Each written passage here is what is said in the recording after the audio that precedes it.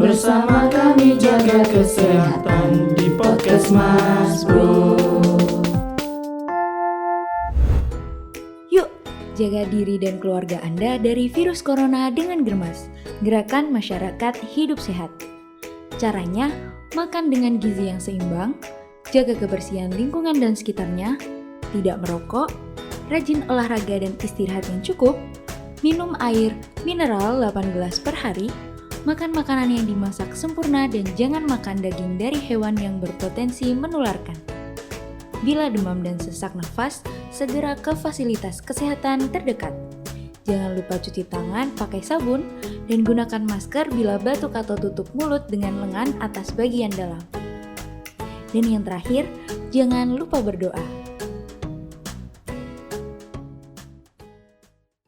Halo insan sehat, kembali lagi dengan Iza di sini di Podcast Mas Bro, program podcast Puskesmas Brondong. Saat ini kalian sedang mendengarkan program informatif terbaru sebagai layanan terbaik untuk masyarakat Brondong. Melalui podcast ini, kita bisa mendengarkan penuturan dan sharing tentang berbagai penyakit bersama para tamu yang pastinya handal di bidangnya. Oke, sebelumnya insan sehat, jangan lupa ya, follow akun media sosial kami di Facebook Puskesmas Brondong, Instagram @puskesmas_brondong, dan di YouTube kami Puskesmas Brondong.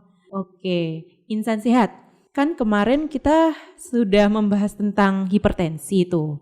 Lah kali ini, tahu nggak insan sehat kita akan membahas apa? Kita akan membahas hipertensi terhadap ibu hamil. Insan sehat tahu nggak bahayanya hipertensi terhadap ibu hamil? Terus kalau seseorang yang sudah sudah terkena hipertensi lalu hamil, apa bahayanya terhadap janinnya? Lah kali ini kita akan membahas tuntas masalah tentang itu semua dengan tamu yang super handal dan kece badai. Jadi jangan sampai ketinggalan informasi penting dalam dunia kesehatan bersama Podcast Mas Bro, program podcast Puskesmas Brondong. Menjaga jarak atau social distancing adalah kondisi menjaga jarak dengan orang lain agar tidak terjadi penularan. Menjaga jarak dengan orang lain minimal 1 meter. Tidak salaman, tidak kumpul-kumpul, tetap tinggal di rumah, tidak pergi kemana-mana kecuali urusan yang penting. Jangan pergi ke tempat yang ramai dan gunakan masker bila harus berada di keramaian. Podcast Mas Bro. Halo insan sehat, kembali lagi bersama Iza di sini di Podcast Mas Bro, program podcast Puskesmas Brondong. Kali ini Iza sudah bersama Ibu Bidan Ismi Fatimah SST selaku Bidan Koordinasi Puskesmas Brondong. Nah, beliau ini akan banyak memaparkan informasi penting tentang penyakit hipertensi dalam kehamilan insan sehat. Nah, langsung saja ya, yuk kita ngobrol-ngobrol langsung ke Bu Bidan Ismi. Halo Bu Ismi. Halo Mbak Iza. Hai, bagaimana kabar hari ini Bu? Alhamdulillah sehat-sehat Mbak Iza. Alhamdulillah, hari yang cerah ya Bu. Alhamdulillah secerah hatinya. Aduh, seru banget, saya deg-degan mau bincang-bincang sama Bu Ismi. Bu Ismi, hari ini kita akan membahas tentang hipertensi dalam kehamilan. Nah, hipertensi dalam kehamilan itu apa sih Bu Ismi? Tolong dijelasin nggih. Oh iya Mbak Iza, ini Mbak Iza ya, hipertensi gestasional atau hipertensi dalam kehamilan adalah kondisi ketika tekanan darah lebih tinggi dari normal pada saat hamil dan akan menghilang setelah melahirkan Mbak Iza. Bisa hilang. Iya, jadi itu divisi dari hipertensi kehamilan. Nah, Mbak Iza tahu nggak kasus hipertensi di Puskesmas Brondong untuk tahun 2020? Banyak Mbak Iza. Banyak ya Bu? Iya. Di Ponet ini saat tahun 2020 aja untuk infartu ya saat melahirkan itu ada 10 pasien dengan hipertensi dalam kehamilan Mbak Iza. Nanti mungkin lebih panjang lebar lebih intinya ya kita bahas nanti ya. Kemudian untuk RDB itu rujukan dini berencana aja ada 30 orang dalam tahun 2020 Mbak Iza. Oh. Banyak Mbak Iza. Terus mau tanya nih, jadwal Iya. kegiatan di Puskesmas Brondong untuk pemeriksaan ibu hamil itu kapan aja ya? Oh iya Mbak Iza. Jadi untuk jadwal poli KIA di Puskesmas Brondong itu kan 1 minggu tapi tidak terusnya Mbak. Jadi ada waktu-waktu tersendiri. Kalau waktu untuk pemeriksaan kehamilan itu hari Selasa, Rabu, dan Kamis Mbak Iza. Jadi nggak setiap hari, tapi memang kalau ada yang perlu urgent atau butuh sekali, misalnya butuh rujukan pada ibu hamil, ya enggak apa-apa Mbak Iza, hari-hari biasa, hari Senin sampai hari Sabtu, KIA tetap buka Mbak Iza. Ada yang 24 jam nggak Bu? Oh iya loh Mbak Ida, ada. Jadi untuk jadwal PONET itu namanya Mbak Iza. Oh gitu. Jadi PONET itu untuk melayani persalinan di Puskesmas Brondong itu buka 24 jam dengan tenaga bidan yang on. Oke, keren sekali Puskesmas Brondong ini. Ya Bu. Demi melayani masyarakat Mbak Iza. Kepuasan Anda prioritas kami. Iya nggak sih Bu? Kesehatan Anda prioritas kami. Iyalah Mbak Iza. Masya Allah, luar biasa. Oke, itu kan jadwal dari kegiatan pemeriksaan ANC ya Bu. Terus ANC terpadu itu maksudnya gimana ya Bu? Itu masyarakat masih banyak yang kurang tahu ya Bu. ANC itu apa? Terus nanti yang diperiksa itu apa aja? Oh iya Mbak Iza, gini ya. Ya memang kadang teman-teman kita itu kan menganjurkan ke pasien itu langsung Bu besok untuk periksa di Puskesmas Brondong untuk ANC terpadu ya. Tapi memang kadang tidak pernah disebutkan apa itu ANC terpadu, langsung pasiennya berangkat gitu aja ya. Iya Mbak Iza. Ini berhubung Mbak Iza kan tanya, ini saya jawab ya. Untuk ANC terpadu ini maksudnya terpadu dalam pelayanan Mbak Iza. Tadi pelayanan di poli KIA, kemudian setelah di KIA di laboratorium, kemudian gigi, habis itu ke gizi. Jadi gini, kalau di KIA itu kita pemeriksaan fisik Mbak Iza. Jadi mulai berat badan, tinggi badan. Kalau memangnya sudah dari teman-teman, itu biasanya di buku KIA-nya itu sudah terisikan untuk berat badan, tinggi badan, nilai itu sudah. Jadi kita hanya mengukur untuk fisiknya saja. Jadi kita mengukur tensi, tekanan darah. Nah, di saat pemeriksaan tekanan darah inilah kita mengetahui bahwa si ibunya tadi, si ibu hamil ini mengalami peningkatan tekanan darah. Jadi kita lihat dari awal kehamilannya dia tensinya berapa, kemudian sekarang tensinya berapa. Itu kalau yang di poli KIA. Kemudian diperiksa tinggi fundus uterinya. Kemudian denyut jantung bayinya. Setelah itu kita suruh pasien untuk ke laboratorium dengan mengisi belangko-belangko, kemudian kita kasih belangko juga untuk ke laboratorium untuk pemeriksaan laborat. Yang diperiksa apa aja? Yang pertama hemoglobinnya, ya. Kemudian golongan darah, protein. Nah, protein di sini tadi ada hubungannya dengan tensinya tadi Mbak Iza. Kalau tensinya tinggi, kemungkinan proteinnya juga positif. Oh, gitu. Iya. Kemudian diperiksa lagi HbSAg. HbSAg itu penyakit livernya Mbak Iza. Kemudian penyakit HIV dan sifilis. Dan sekarang ada juga ditambah lagi dengan GDA untuk mengetahui ibunya itu hamil dengan diabetes apa enggak. Oh, gitu. Ya, kemudian setelah dari laboratorium pasien dan suruh tunggu di ruang tunggu, nunggu panggilan di giliran poli gigi, nanti diperiksa di poli gigi. Setelah di poli gigi, kemudian ke KIA lagi ya, nunggu hasil. Setelah kita lihat isinya, kemudian ada tata laksananya. Kalau memangnya mengarah ke gizi, kita konsulkan ke poli gizi, Mbak Iza. Oh gitu. Iya. Berarti tadi yang bisa diketahui ibu hamil ini hipertensi itu dari tensinya ya Bu? Iya. Sama dari hasil protein urin. Ah. Ya, tadi. Terus hasil yang seberapa Bu yang dikatakan hipertensi itu seperti apa? Gini, berarti ada peningkatan saat dia kehamilan waktu periksa pertama ya. Itu misalnya tensinya normal. Kemudian ada peningkatan saat pemeriksaan selanjutnya itu misalnya sampai 140/90. Oh, itu juga kalau ibu hamil 140/90 itu sudah dikatakan tinggi ya Bu? Sudah harus waspada Mbak Iza. Oh, gitu. Iya. Kalau ada nggak Bu minimal tensinya harus berapa gitu?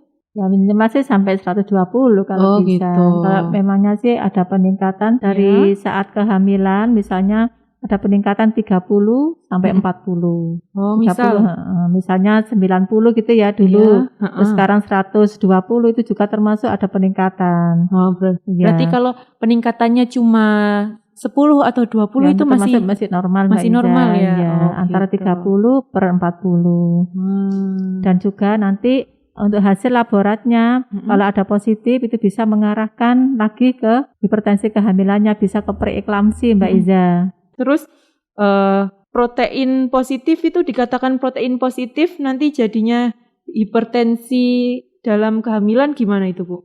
Nah, jadi gini Mbak Iza, nanti kalau hasilnya dari laborat itu protein positif, itu ada positif 1 sampai 4 Mbak Iza. Kalau misalnya masih 1 mungkin masih ringan, kalau melihat dengan tekanan darahnya tinggi, berarti kita juga harus waspada, berarti itu kemungkinan ke preeklamsi ringan.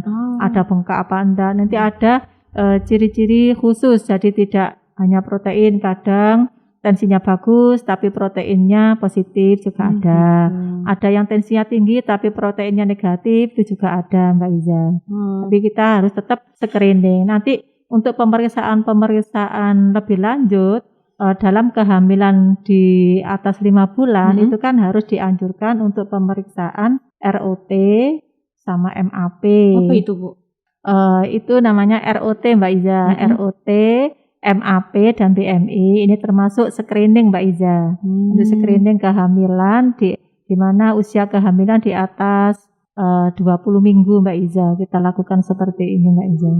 Oke, sip, Masya Allah, luar biasa sekali. Hari ini kita dapat informasi tentang hipertensi dalam kehamilan yang sangat banyak sekali ya bersama Bu Ismi. Jangan kemana-mana insan sehat, tetap di Podcast Mas Bro, program podcast Puskesmas Brondong. Tahukah kamu mengapa penyu laut harus diselamatkan? Penyu dapat memelihara habitat berbagai spesies laut yang dikonsumsi manusia dengan memakan rumput laut. Telur-telur penyu yang gagal menetas dan bayi-bayi penyu yang mati lemas dalam sarang bisa menyuburkan tanah bagi tumbuh-tumbuhan di pinggir pantai. Jaga lingkungan laut, bikin Indonesia maju. Puskesmas Bro. Halo insan sehat, kali ini kita memasuki segmen Mata Puja Masyarakat Bertanya, Puskesmas Menjawab. Oke, halo Bu Ismi. Iya Mbak Iza. Oke, Bu Ismi ada beberapa pertanyaan nih dari insan sehat mengenai masalah hipertensi dalam kehamilan. Langsung aja ya Bu Ismi. Iya Mbak Iza. Pertanyaan pertama.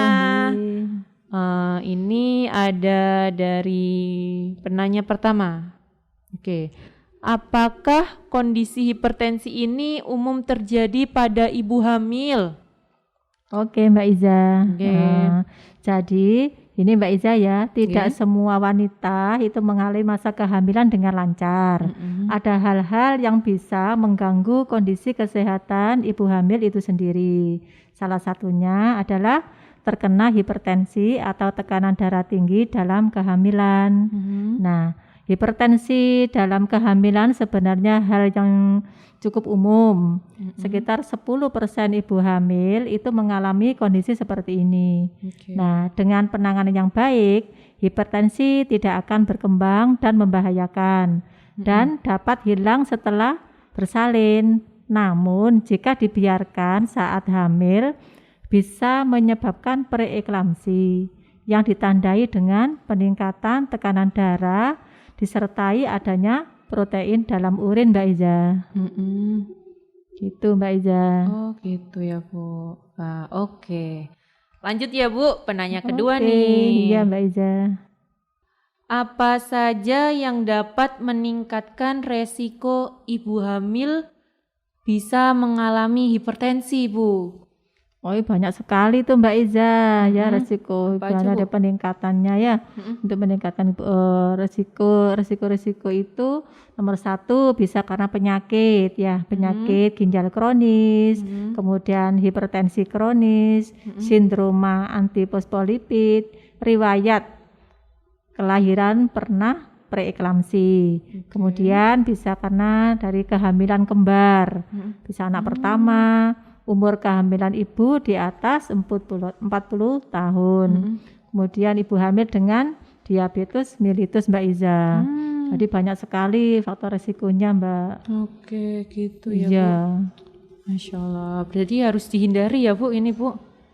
Iya sih kalau bisa. Kalau bisa dengan riwayat seperti itu ya kita harus intinya ya harus kontrol lah. Paling tidak ya bisa nanti. Oke, Iza bacain pertanyaan selanjutnya ya Bu. Bentar Iya. Bu. Bu Ismi, jenis hipertensi apa yang sebetulnya banyak terjadi dan sebaiknya diwaspadai oleh ibu hamil? Nah, jenis hipertensi di sini Mbak Iza dalam kehamilan itu ada namanya preeklamsi ringan, kemudian bisa preeklamsi berat, eklamsi, kemudian hipertensi kronik. Yang perlu diwaspadai adalah preeklamsi Mbak Iza. Nah, kalau hipertensi kehamilan itu peningkatan tekanan darah saat hamil di atas 20 minggu. Jadi intinya gini Mbak Iza, kalau hipertensi kehamilan terjadi pertama kali sesudah usia kehamilan 20 minggu. Tapi kalau hipertensi kronik itu hipertensinya jika hipertensi sebelum kehamilan 20 minggu itu sudah tensinya sudah tinggi. Jadi itu namanya hipertensi kronik. Oh gitu. Iya. Masya Allah. Oke Bu Ismi, pertanyaan selanjutnya nih. Apa dampak yang bisa dialami oleh ibu hamil dan janin bila preeklamsia ini terjadi? Oh iya Mbak Iza, dampak ini bisa terjadi pada ibu dan janin. Kalau untuk ibu dampaknya bisa kejang, tidak sadarkan diri, bisa kebutaan, bisa stroke ya, bahkan bisa terjadi kematian. Tapi kalau untuk janin itu bisa lahir cacat bawaan hingga bisa menjadi kematian. Bisa juga mengakibatkan penyakit di kemudian hari termasuk penyakit jantung koroner dengan gangguan seperti stroke, diabetes dan hipertensi, Mbak. Oh, berbahaya sekali Iya, ya Bu, berbahaya menakutkan sekali dampaknya. Kadang memang orang itu apa ya, ngenteng nih, ya, enggak apa-apa, tensi segini aja, seperti kayaknya menyepelekan ya, gitu ya, Bu. benar menyepelekan. Soalnya Padahal- memang kadang dia tidak merasakan apa-apa saat kehamilan. Iya, Mbak. Wah, nggak boleh disepelekan ini ya Bu ya. Iya dong. Harus kontrol ke Puskesmas Brondong. Nah, oke, pertanyaan yang boleh yang terakhir ya Bu. Oh iya, monggo Mbak Iza. Terus ini ada penanya nih. Bagaimana bila ibu hamil sudah dikatakan hipertensi? Apa yang harus dilakukan Bu? Ah iya Mbak Iza. Jadi gini, kalau memang sudah ketahuan dengan hipertensi dalam kehamilan, kita harus banyak sekali untuk cara-cara untuk istilahnya melakukannya ya Mbak Iza ya. Nomor 1 mungkin dari pola makan, kita harus mengurangi garam karena orang Pantura itu biasanya senang Harus yang asin, pedes ya Bu. Iya Wah. benar. Nah itu dikurangi itu Mbak Iza ya. Yang kedua konsumsi makanan yang tinggi kalium. Seperti apa itu Bu? Nah kalau tinggi kalium itu bisa berupa pisang. Ya, jadi seperti biji-bijian gitu Mbak Iza ya. Oke. Kemudian makan yang kaya kalium itu seperti pisang, kacang merah itu Mbak. Kemudian tomat, kismis itu kaya kalium Mbak. Oh, yang kayak gitu ya Bu ya. Kalau tadi ya yang garam ya itu bisa diganti Mbak diganti dengan merica atau jintan. Oh, itu Iya. jadinya rasanya Rasanya pokoknya ada rasa. Jadi ada nggak aroma terlalu khasnya rempah-rempah. iya. Jadi nggak Gitu. terlalu itu ya. Oh, Tapi sih hampir rata-rata sih orang Pantura seneng gurih-gurih ya Iya. daripada manis. Iya. oh. Kemudian yang ketiga kurangi stres. Wah, Ya. ini. Kurangi stres itu dengan cara apa? Dengan melakukan meditasi, bisa latihan pernafasan, kemudian yoga. Oke. Nah, kegiatan ini juga baik untuk menghadapi saat persalinan, Mbak. Gitu. Kemudian yang keempat, aktif bergerak. Biasanya kalau orang hamil itu aras-arasen. Iya, berat soalnya ya, Bu, ya. Iya. Bawa perutnya. Iya, kemudian aktif bergerak ya Mbak Iza, seperti olahraga ringan. Lebih kurang 30 menit. Oh, iya. Kemudian tidak merokok dan minum alkohol. Itu Mbak. Gitu. Oke, ini penanya-penanya insan sehat kepada Bu Ismi kali ini. Bu Ismi, untuk yang terakhir kalinya nih, boleh nggak dikasih saran, masukan, atau tips-tips untuk para ibu hamil atau yang akan hamil agar terhindar dari hipertensi? Tolong Bu ya. Iya. Saran Jadi gini Mbak Iza ya. Oke. Tadi sudah sebagian yang sudah kami utarakan masalah ya, tapi saya ulangi lagi aja itu masih saran-saran ya. Oke. Untuk cara pencegahan dulu Mbak Iza ya. Jadi pencegahan supaya tidak terjadi. Jadi ketahui tingkat tekanan diri saat hamil. Jadi untuk pertama itu ketahui peningkatan tekanan darah sebelum hamil. Ini penting untuk mengetahui berapa sih tingkat tekanan darah yang dimiliki sejak sebelum hamil. Kemudian kurangi asupan garam. Yang ketiga olahraga rutin yang tadi ya, olahraga ringan kurang lebih 30 menit. Kurangi stres ya dengan cara tadi, mungkin bisa meditasi, latihan pernafasan, yoga ya. Ini kan juga bagus untuk persalinan. Kemudian tidak boleh merokok dan tidak boleh minum alkohol. Yang penting lagi ini untuk pasien untuk pemeriksaan ANC terpadu yang tadi disebutkan tadi ya. Untuk pemeriksaan kemudian ikut kelas hamil. Sekarang di desa-desa kan dibuka untuk kelas ibu hamil. Nah, di situ ada cara belajar bersama untuk mengetahui atau tips-tips untuk ibu hamil sehat dan melahirkan bayi dan ibunya sehat dan selamat ya. Di Puskesmas Brondong itu ada ya Bu ya? Ada, tapi di desa-desa. Oke. Biasanya di desa-desa itu buka kelas ibu hamil. Jadi semua ibu hamil dianjurkan untuk mendaftarkan diri Mbak Iza. Gitu. Iya, jangan sungkan-sungkan untuk daftar untuk kesehatan ibu kelas dan hamil di bidan desanya. Jadi semua desa itu ada bidan desanya masing-masing, penanggung jawab bidan desa. Gitu. Iya, nah di Puskesmas Brondong ini ada 10 desa Mbak ya. Ada desa Merengkok, kemudian desa Brondong, Sumberagung, ya, Sedayu Lawas, Sedangharjo, Lembor, ya, terus Trogoretno, Labuan, dan Logo. Nah, masing-masing desa ini ada penanggung jawab bidan desa.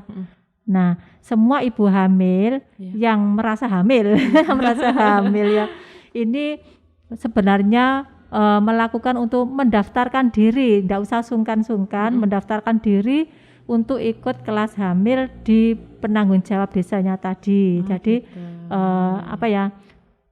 daftar untuk ikut kelas hamil. Tidak usah sungkan-sungkan meskipun dia itu tidak periksa hamil di bidan tersebut. Misalnya periksa di Puskesmas, ya tidak apa-apa, harus paling tidak ikut daftar kelas ibu hamil di desanya tadi, gitu Mbak. Itu saran saya sih seperti itu. Biar nanti bidan desanya juga mengetahui, oh di desaku ada orang hamil sekian, gitu. Iya Mbak Iza. Sip. Nah, jadi insan sehat harus tuh yang hamil harus daftar ke bidan desa masing-masing, gitu ya Bu? Iya Mbak. Terus ada masukan lagi nggak Bu? Saya kira itu sih Mbak. Ya, Pak ya. Oke, insan sehat. Jadi inilah kita sudah selesai membahas tuntas masalah hipertensi dalam kehamilan bersama Bu Bidan Ismi Fatimah SST. Luar biasa. Bu Ismi, terima kasih banyak ya waktunya. Iya, sama-sama Mbak Iza. Maaf Mudah-mudahan kalau bermanfaat ya kurang Mbak Iza berkenan. ya ini Amin. ya. Ini sangat bermanfaat sekali untuk masyarakat khususnya di wilayah Puskesmas Brondong. Amin. Oke, terima kasih Bu Ismi. Sama-sama Selamat Mbak Iza. siang. Selamat siang. Sehat selalu. Assalamualaikum. Insan sehat jangan lupa ya, follow akun sosial media kita di Facebook Puskesmas Brondong, Instagram @puskesmas_brondong, dan YouTube kami di Puskesmas Brondong. Terima kasih. Jangan sampai ketinggalan informasi menarik tentang dunia kesehatan bersama Podcast Mas Guru, program podcast Puskesmas Brondong.